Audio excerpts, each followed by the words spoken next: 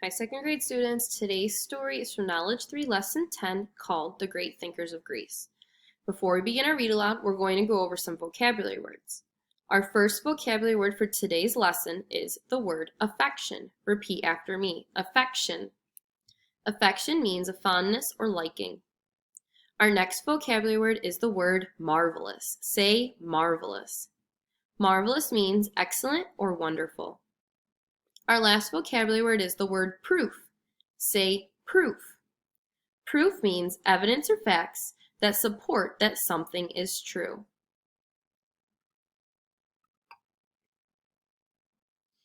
He was the most famous philosopher who ever lived. His name was Socrates, and he lived in the city-state of Athens over 2,000 years ago. The stories about Socrates describe him as the most down-to-earth fellow you could ever meet. These stories, written by his friends and students, tell us all we would know about him, for Socrates never wrote anything down himself. According to these stories, there was no one more clever, no one more loyal to his friends, no one so willing to poke fun at himself, and no one as glad to share everyday activities with other people. But the one thing that made Socrates such a great philosopher was that he kept asking questions about why people did such everyday things. In the stories about Socrates, we hear about him sitting beneath a shady tree or walking with friends, always engaged in a curious conversation. In one story, many guests are waiting for him to arrive at a dinner party.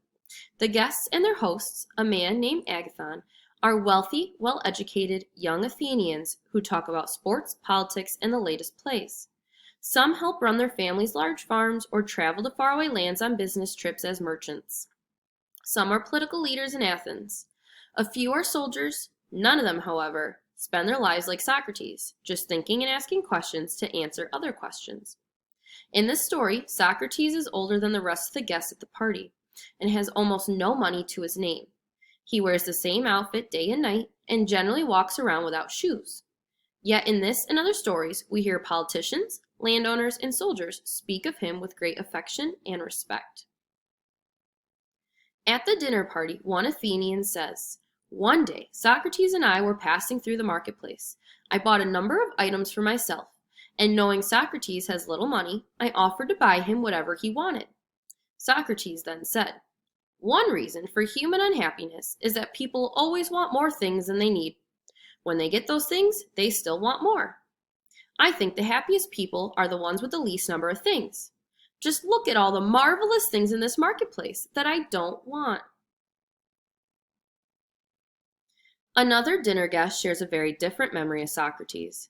During the war, when we were soldiers together in that icy cold winter, everyone else bundled up in as many clothes as possible. But Socrates gave another man his coat and boots, saying, "You need these more than I do." He marched barefoot, even over the ice, yet he outmarched the rest of us. And when we ran low on food, he still shared his food with others. Yet during the battle, he was the strongest of us all. And though I received honors for bravery that day, Socrates was the real hero. Yes, I led the charge, but I became surrounded by enemy soldiers. Just as one of them knocked my sword from my hand, Socrates burst through them, scattering them left and right. Then he glared at them so fiercely that they ran away. He found me another sword, and then he said, "If I had known that making ugly faces could drive the enemy away, I could have won the battle for us. For heavens know I am ugly enough for that." As the guest finishes his retelling, Socrates himself finally arrives for the party. Agathon the host insists, "Sit next to me, Socrates, so I can hear your words of wisdom." Socrates laughs. "I fear you'll go thirsty, Agathon, for I have no wisdom for you to hear. I have only questions and not answers." In all of the stories about Socrates, we read that his method of learning and teaching was to ask other questions like, "How do you know?" and "What do you mean?" For example, someone might say to him, "The way to lead a good life is to give to others." To which Socrates might respond, "How do you know?" By asking these questions, Socrates really wanted to cause people to think about their lives and why they do certain things. Otherwise, he would say, we all just repeat the same old mistakes everyone else has made. And when we end up doing good things, shouldn't we try to understand why they are good so that we can do more of those good things? Somehow, it was always in his company that people had moments of enlightenment. Of course, some people did not like Socrates. They said he was wasting their time or confusing them by trying to change their minds. Socrates protested, "But I cannot change your mind, only you can do that." Then he would go on his way. Many of Socrates' friends went on to become great leaders of Greece, and many of his students became widely known and respected. One such student was an intelligent young fellow named Plato. Poet, champion athlete, and brave soldier, Plato paid close attention to what Socrates said. Later in his life, Plato wrote books reporting these wonderful discussions.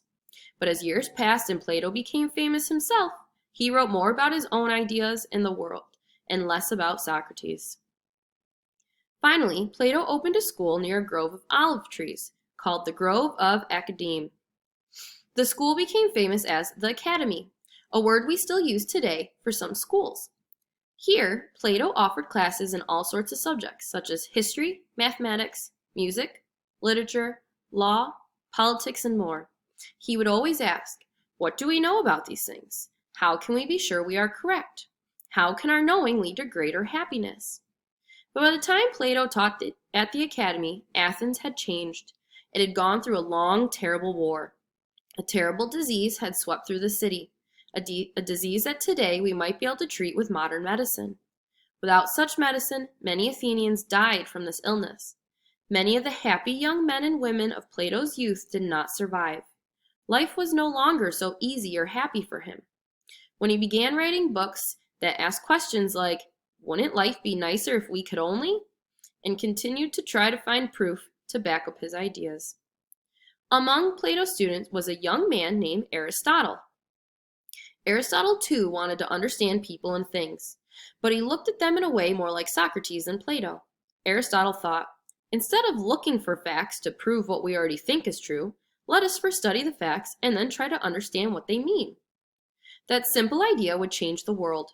Aristotle would become the first great observer, studying things he could see and experiment with, such as plants, animals, human beings, and the stars and planets. Aristotle's ideas and classifications are still used in science today. Aristotle also believed in the importance of having balance in life. He thought doing or having too much of one thing, such as staying up too late, eating too many unhealthy foods, or even studying too much, did not allow time for other things you may need to do.